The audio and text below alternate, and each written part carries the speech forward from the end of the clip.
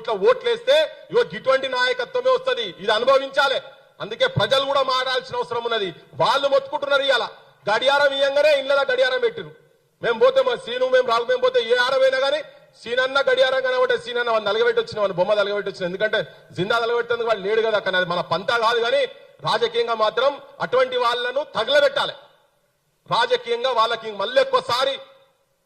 మళ్ళొక్కసారి వాళ్ళు మళ్ళీ ఎమ్మెల్యేలు ఎంపీలు మంత్రులు కాకుండా చూడాల్సిన బాధ్యత కూడా ప్రజల మీద ఉన్నది. నాకైతే నమ్మకం లేదు వాళ్ళు ఉన్నట్టు ఇస్తారని చెప్పని నేనైతే అనుకుంటలేను. మళ్ళీ ఇంకోటేంది, ఎంత బదినా వీళ్ళే దొంగలు, ఉల్టా చోరు కోతువాళ్ళు అన్నట్టు వీళ్ళే దొంగతనం చేసిర్రు, వీళ్ళే భూమి మింగిర్రు.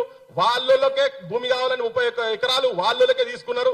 తీసుకున్నాక మళ్ళా ప్రజల గురించి నిజాయితీగా కొట్లాడుతున్నటువంటి వాళ్ళ మీద పొద్దున్న లేస్తే వీళ్ళు లంగ దొంగలని అరే అమాయకులను తీసుకుపోయి లోపల పడేస్తారు.